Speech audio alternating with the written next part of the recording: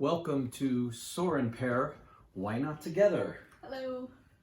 We are on episode 23. Yeah. So those of you who are new, you've got 22 episodes to catch up on. Yeah. Binge watch. Why not? But we remind you that Soar and Pair is soaring together to explore new adventures while inspiring others to create their own. And today we are going to talk about cutting the apron strings with the adult children. Yep. That's right. Time to cut the cords. Yes, Sandy is pretending to have scissors on her fingers. Mm-hmm. And we bring up subjects because it's something that relates to us, so we will get into that in a little bit. Yeah. And have a nice discussion. So let's talk about this week. Yes, let's talk about this week. Did you do your piano? Wow. Did you tune it? Wow, she just throws me under the bus. You know very well I didn't. I did not tune. Well, I threw myself under the bus too. I was supposed to prod you to do it, and I didn't.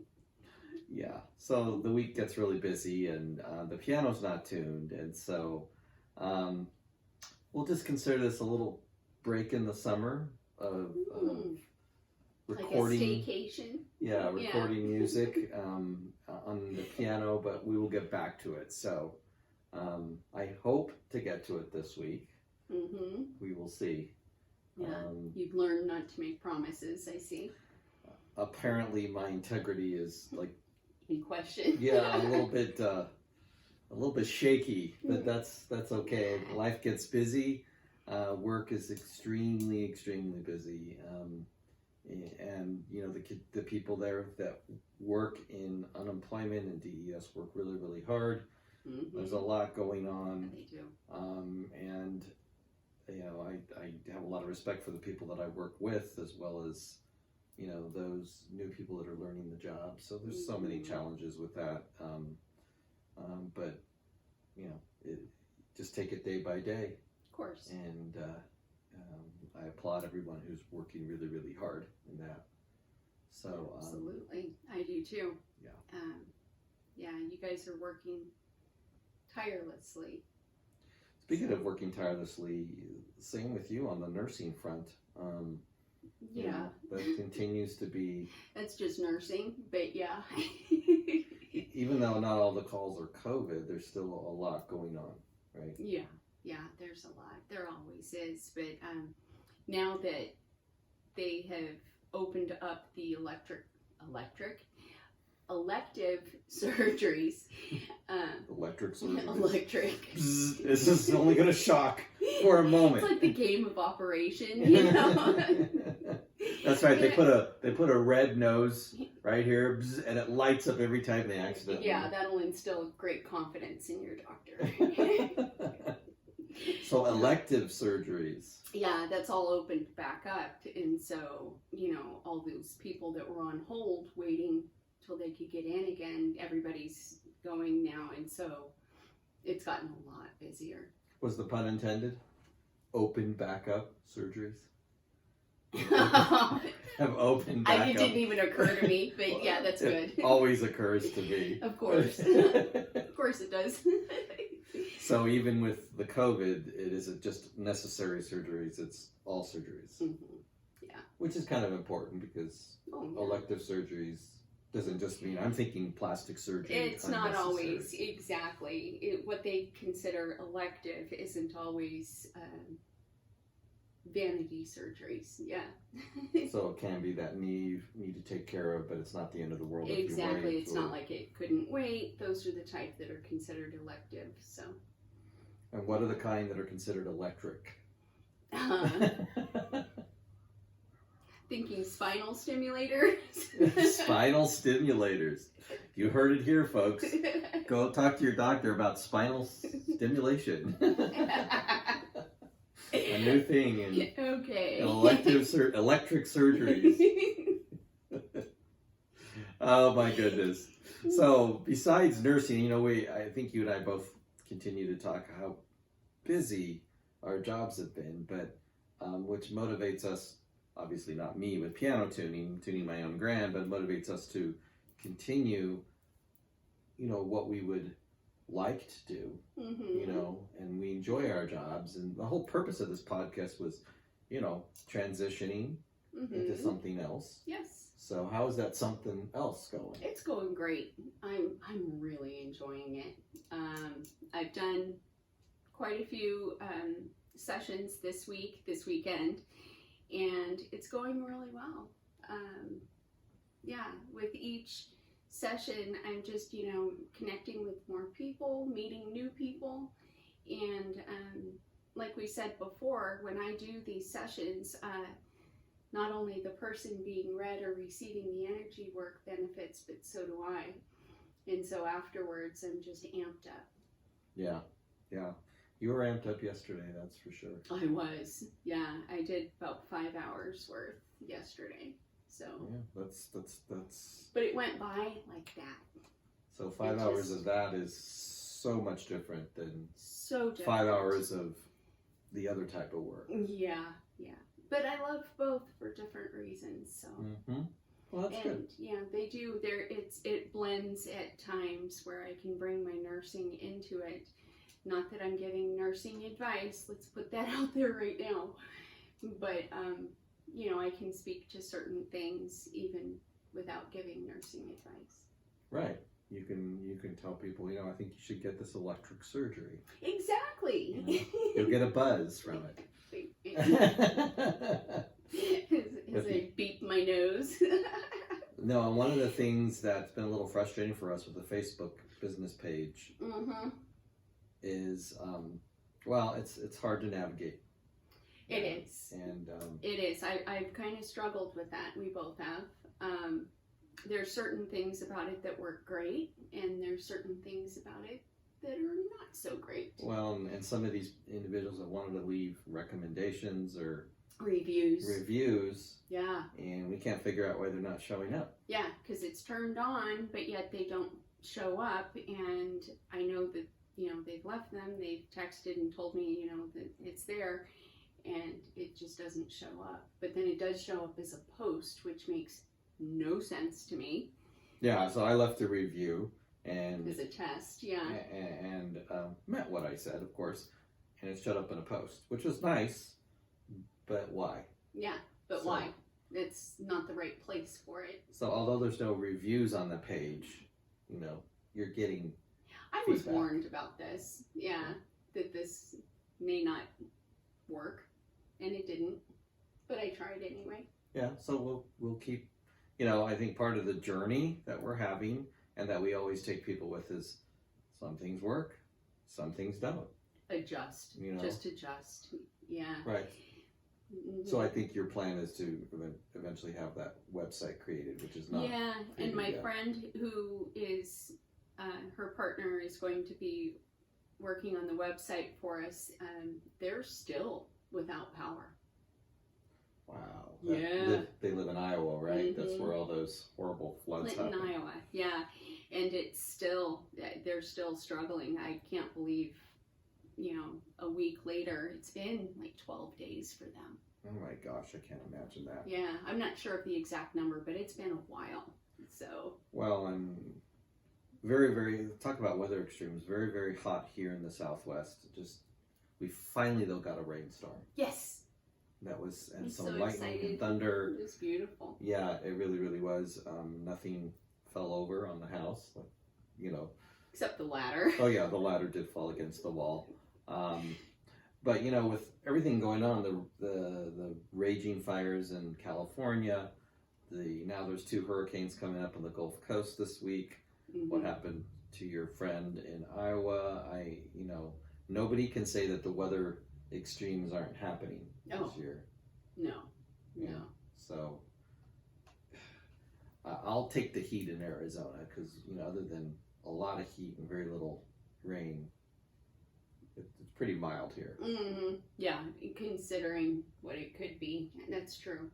We do need more rain now. I'm still hoping that we get something out of this monsoon. Squeeze it out. Yeah, less than a month to go. I know. Right. So, also this week, our puppy got her haircut, right? Oh my goodness. Yeah. you don't want to show her, do you? She's not going to come up here. She's sleeping. But yeah, I was quite disappointed and shocked when I went to pick her up. She almost looks like a cat. I hadn't heard that before. That's a good one. She has the long hair, you know, on her ears. It's the cut. It's the kind of dog she is. And when I walked in, she had no ears. Yeah, in 15 years, I've never seen her hair look like this. So I was pretty shocked. Yeah. Not happy. Well, the good thing is it will grow out again. Oh, it'll grow out. She'll be fine. It's probably better for her right now, you know, to be honest. But it's just hard to look at her. Every time I look at her, I kind of double take and giggle. Yeah, she doesn't have that beautiful hair hanging down off her ears anymore. So I called her a white terrier. That's what she looked like to me. So not a cat, but anyway. But you know, it is what it is, and she's still healthy and doing well, Coco. So yeah, we're happy. Yeah, about that's really all that matters. Short hair on her ears or not. So today, let's get into our subject. We're talking about cutting the apron strings with adult children. Yes. And I think one of the reasons we wanted to talk about this is because we have between us 5 adult children, ranging from age 20, soon to be 21, up to he'll be 33 next month. Exactly. So we have 5 adult children, and out of those 5, we have 3 grandchildren, and none of them are married, right? Yeah. That's interesting. You're right. None of them are married. They have some relationships. We're not going to get into each one, but in just kind of giving you an overall perspective, you know, and as you know, we've talked about before how we mixed our families 9 years ago, and so each one of them have had to adjust. But the purpose, what we're talking about today, is more from our perspective of how to cut the apron strings and still maintain a healthy relationship. And really, it's also about how you transition from parent-child to parent-adult. Right. You know, because the dynamic definitely changes how you interact and the relationship between you going both ways. And so I think we've experienced our own challenge with doing this. I think every parent does. Do you do too much? Do you do too little? You know, right. And all those kind of when things. When do you stop? Yeah. Where is the balance point? Because I think both of us, when experienced sort of how to survive on our own as young adults. Right. Right. For various reasons, and those kind of experiences were important. Yeah, it's part of your growth. I feel like you have to go through, we all do, that's how you earn your stripes, right? Going through the challenges through different stages of life is how you grow. And if you take that away from somebody, then they're left with no tools in the toolbox when they come up against something down the road. Or they could live with you for the rest of your life, parents. This is true. So let's get into it. We were talking about it, and we thought, you know, this would be kind of fun. So you may be the parent of an adult child if you pay their car insurance because maybe your name is on the car title. Have to, right? Or you pay for new tires because that's the only way they can get to work, and or an auto repair. You argue with them about spending habits. Why are you going out to eat too much? Or don't you think you should save more, right? That's just nagging. That's a quick way to push them away, right? Right. You still have them on your cell phone bill because they're part of the family plan and they want to upgrade again. And I think we're guilty of this one. Yes, especially this one. Our youngest two are still, and we've been talking about that. And if they watch this podcast, they know that we're Surprise! planning at some point to Yeah. to change that, Yeah, because there comes a point that you have to take over. And, it's not that we mind helping, but at what point are you hindering their growth? I think is really the question that we tend to butt up against. right. And are we as parents, or this is a good question for all parents, are we too quick to come to the rescue? Right. Because, Instead of letting them flounder a little to figure it out. Yeah. like, Mom, Dad, this is happening. Well, What are you going to do? Yeah. if every time you're opening your wallet, or every time you're running into, oh, Fix it. the big bad world is treating my child Yeah. a certain way. Yeah. Uh, It's, you really want to, and it is a challenge, I think, for a lot of parents because, and I think you see more of this now than you did when we were kids. Okay. Maybe that's just my experience, but, more and more parents seem to be rushing in to fix things for them. They don't want them to struggle like they did. Right. And I don't really think that's the best. I don't think that's serving. Well, and I think as a general rule, we as parents don't want our children to, suffer like we did. We want better for our children, right? That's the sentiment. Of course. But at what point, However, yeah. but at what point, wanting better, are you removing every obstacle? And then you wonder why they freeze when a challenge comes and you as the parent are not there. Yeah. Because it's just fostering that same mentality of they can't get along without me. Really, it becomes more about you than them. Right? Right. As I think as a parent, what ends up happening is your identity then goes into what the child is or isn't accomplishing. Yeah, because sometimes the parent, I think, is reluctant to let go. Right. We as parents should have our own life that we're engaged in. Right. And then, come together and with your children when you can and talk about, hey, what's going on in your life? This is what's going on in my life. Mm-hmm. So instead of that transition, that normal transition of going into more of a friendship versus a parent-child relationship. Right. And, so for example, when Shay, our second youngest daughter, was pregnant, she was living in the house. Mm-hmm. Her boyfriend, the dad of the baby, did move in. Yeah. And we were there to help them. They're in their early 20s. Mm-hmm. However, after the baby was born, was it about 3 months after? It was about 3 months, yeah. We were kind of saying, okay, it's time, and they moved into their own place. Yeah. Oh, they were ready too. They wanted their own space, but they were scared. Right. Yeah. And so that balance, but then 2 years after, they were in an apartment for 2 years, they just bought their own home. I'm proud of them. They've done really well. Yeah. But there's always that first fearful step, and sometimes I think the best thing to do, not that we've always done it, but even in hindsight, sometimes the best thing to do is to give that little nudge forward instead of trying to fix it. Right. And finding that balance it really does test our sanity as parents. It does.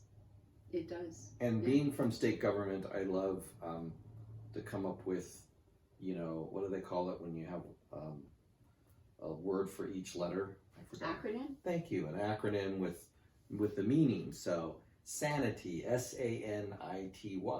Or loss thereof, lack thereof. Loss, lack. But with sanity, in terms of letting adult children go and balancing that. So S stands for stop. Stop. In the name of love, before your kids break your heart. No, I think it's important for each, and we are looking and working on this. That's why we're bringing this up. You know, we're not doing this perfect. You know, we've got some challenges, but I think we're also looking at the fact that we can't keep holding them up. And if you're doing anything to hold your kids up and not putting them down to let, perhaps they're going to trip and fall. Mm-hmm. But as long More as than likely. Yeah. Eventually, yeah. But you have to stop the enabling behavior that doesn't allow them to make their own mistakes, right? Right. Like I said earlier, if you don't let them make their own mistakes, it's not about rushing in to fix. It's about, I'll be here if you need me, but I'm going to let you do your own thing, you know, to make those mistakes and grow from them. And then if they need you, they will come back. But it doesn't, needing you doesn't necessarily have to be opening the wallet. It can be a word of encouragement or support instead of truly fixing it. I think that's really what we're getting at, is fixing it isn't the answer. Well, and doing it for them again and again, whatever the fixing. Yes. And what is it that you always say? If you carry somebody for too long, when you finally put them down, they don't say thank you. What do they say? They say, "Why'd you put me down?" Yeah. You know, well, what the heck? Why'd you put me down? You know, and so instead of being grateful for all the years they've carried you, they're like, "No, I'm not ready for this. I don't want to stand on my own. I'm used to being, you know." And then they're just like dumbfounded that you actually put them down. Yeah. Right. Instead of teaching them how to walk. Well, and they haven't walked in a while, so their legs are rubbery. Mm-hmm. You know, all this metaphor, but I think it's true when anybody gets used to Sure. a certain amount of help. Very codependent. I mean, it's like the welfare thing in government. If the poor single parent households get used to that help, and then they try to go out on their own, it's really, really hard. It's to do a difficult transition. Absolutely. You went through that. I did. But you got through it. Do you want to share? Oh, I was determined. I was a single mom. This is before me, by the way. Yes. Yeah. I was a single mom. I had my 3 kids, and then I also had 2 of my brothers living with me. And I was on the welfare system, and I was working 2 jobs, about 70 hours a week, and still not making it. You know, but I was just determined, because the welfare system keeps you in a position. If you make too much, you lose it. You know, it's this catch-22.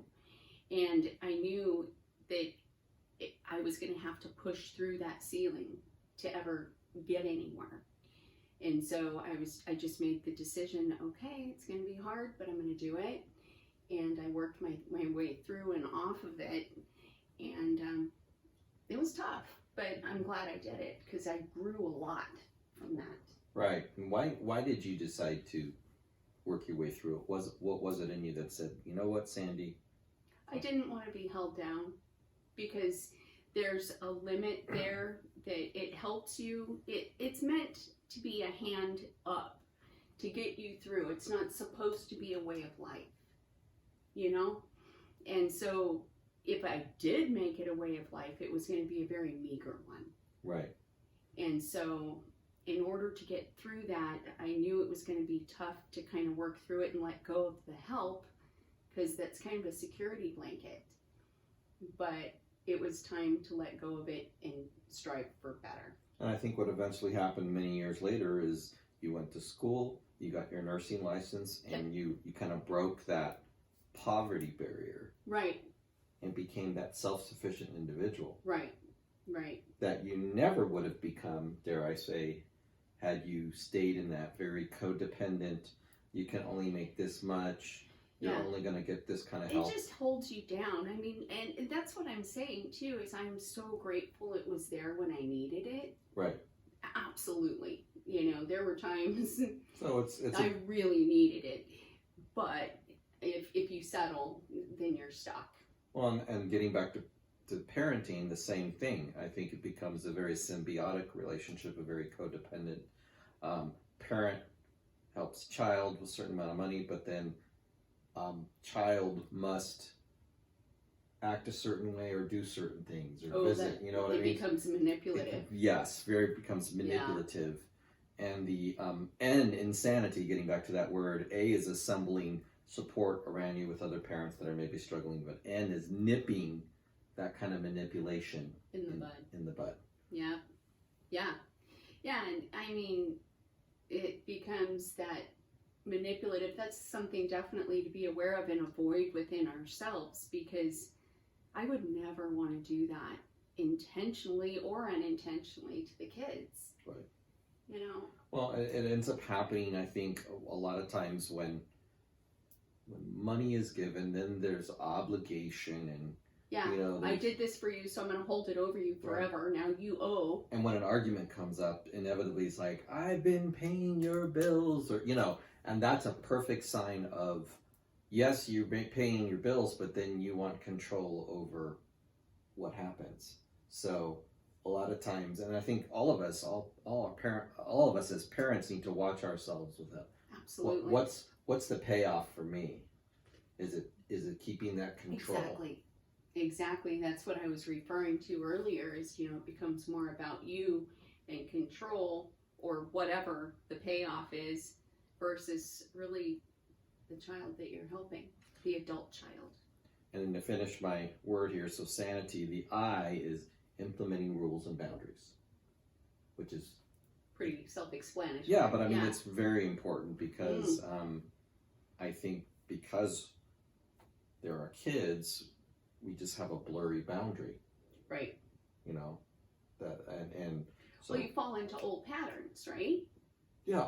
Because that's the way it always was, and you always see your children as your little daughter or son, when really they're adults. You have to really encourage that instead of seeing them as this little person.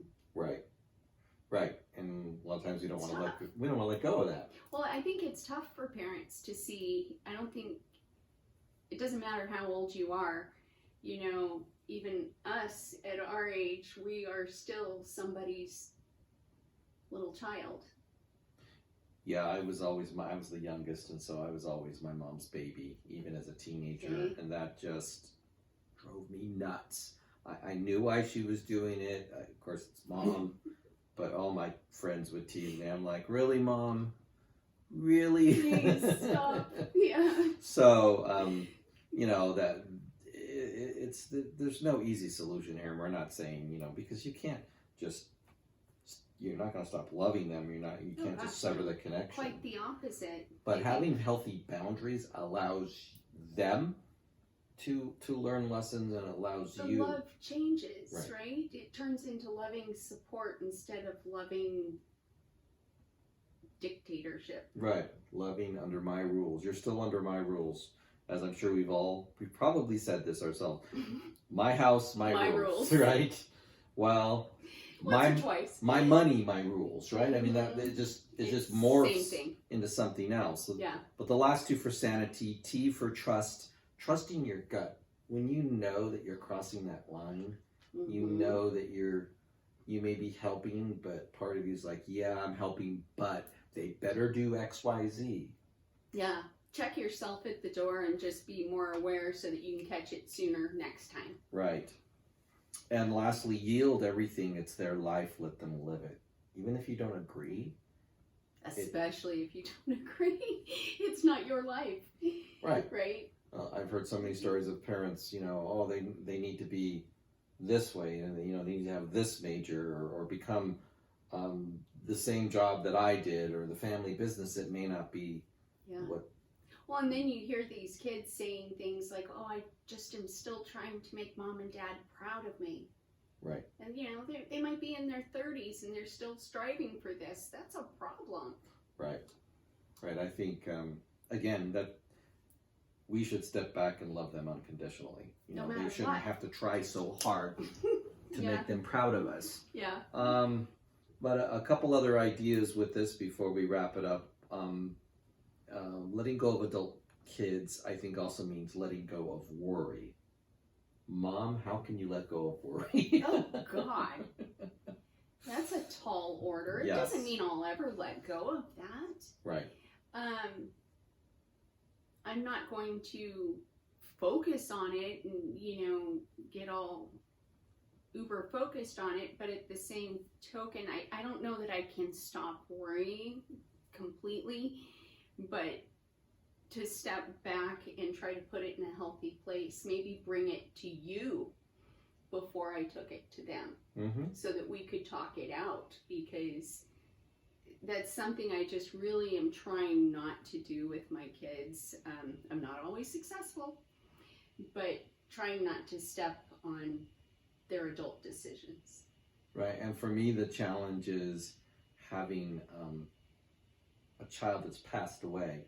So the scare and concern is, oh my gosh, is that going to happen to the other children? And almost overcompensating has been a real challenge for me, because I don't want to project that on to the other kids. Life is life, and it's risky and it's messy, and of course you want to minimize that, but worrying about it only just drives me crazy, and it gets in the way of I think a much more relaxed, better relationship. Yeah, I was just going to say that it definitely will affect something when you're overcompensating for anything, but that's a big one. That just lends itself to a very codependent and unhealthy relationship anyway. Right. It does. The next thing is let go of giving advice. Yeah. Unless asked for. That's the difference, right? Right. I try not to do that. I've caught myself just giving that advice, and that's a tough one that I think a lot of us need to work on. I've been trying to just step back and allow, when, like Shay, for instance, she'll come to me with something and I'll wait until she asks me for advice. Then I'll give it, and then I have to stop myself. It's like, okay, just answer her question. Right. Doesn't mean I've got carte blanche to keep going. And I think some of the taboo subjects to stay away from is breakups, or any kind of relationship advice. Yeah. Oh, that so-and-so was a loser. Oh, guess what, Mom, Dad? I got back together with that loser. Oops. Yeah. Oops. Another, you have to be careful to me too about diet and food. Once they moved out, it's their body, it's their decision. Yeah. Unless they ask. And then money is another big one. Money's that probably should have been at the top of the list, but yeah. Right. Well, and then you have to be careful if they're coming to you for money, and then you can go, wow, you're not covering your bills because of X, Y, Z. Again, that's that whole manipulation thing you have to watch. And be careful of. When they come to you for money, that's a good question. Instead of getting into the discussion of why aren't you managing your bills, because that's just condescending. How do you approach that? Well, I think what's important is to lecture them about saving. No, I'm just kidding. That'll work. No, I think a lot of times it's, you take it case by case, you help them, and you perhaps talk about, maybe, what can I do to help you so this doesn't happen again, or make it a loan. Have them pay you back. Yeah, with a deadline, maybe. Without hounding those them, boundaries. It gets really, really dicey. We could go into so many scenarios, but yeah, that's a good one. And the last one is no guilt tripping. Right, and that's kind of why I was asking that, because we're not alone in this. Right? No, not at all. So, just, different ways of thinking about these things. I'm sure there's a million other ways people do this too, but definitely not guilt tripping. I think that's a big one. Right, because it's just part of that manipulation, and that goes back into they're not growing and you as a parent. And I think in general, we as parents, we have adult children, need to get a life, so that we're not meddling and interfering in their lives. True.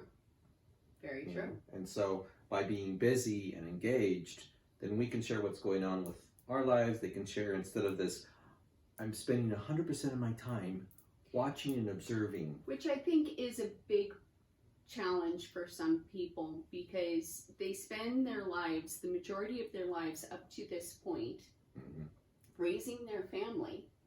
And then when everybody moves out and they're empty nesting, they feel like they have nothing left to do. Right.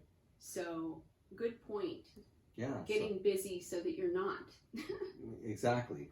Because it'll just push them away. Interest, get your own lives. Yeah. But we wanted to end this segment with a quote from Rumi, one of our favorite poets. So it's a great one. Yeah, it's a good one. So hang in there. He says, "This is love, to fly toward a secret sky, to cause 100 veils to fall each moment. First, to let go of life, finally, to take a step without feet." Yep. Rumi. And I kept thinking it was feet, F-E-A-T, but it's feet. Yes. How do you take a step without your foot? That is the mystery we'll leave you with. Yes. No, but I think the whole adage, if you love something, let it go. Mm-hmm. Like, that's really what we're saying. Well, and I think this will make for stronger relationships. I think they'll come back to you more as a friend and a confidant, and they'll trust you. And keep in mind, they may be taking care of you someday, so you may want to be kind. Good point. I hadn't thought of that. You may want to be kind if you're in their hands when you're older. So, just a word to the wise. So, before we wrap up here, I have a Sandyism to share. Okay. How about a little something, something? A little bit of something, something. Explain that, because I think that's, what does that mean? Well, it just means a little more, a little better. So, like when that person who won the contest of dancing had a little something, something that the others didn't have? Yeah. Okay. Yeah. They had the pizzazz. So is that just a little something, something? Little something, something. It's what Soren Pear has, the little something, something. But we want to thank you for hanging out with us again. Of course. Yes, we appreciate it. It was fun. And we want to remind you that on the YouTube channel, you could see our faces. You could subscribe. Please keep the comments coming in. And on the podcast apps, you can hear our voices loud and clear. And that would be on Google Podcasts, Spotify, iTunes, Stitcher, Castbox, Radio Public, the podcast app, and soon, I understand, Amazon Podcasts. Yeah, so we talked about that last week. Do you know when that's happening? I don't, but I'll call Jeff Bezos and see. Would you do that? Get on that. We'll be expecting an update. We thank you for hanging out with us. Have a great week, everyone. Yep. We'll Thank catch you soon. Have a good week. Take care.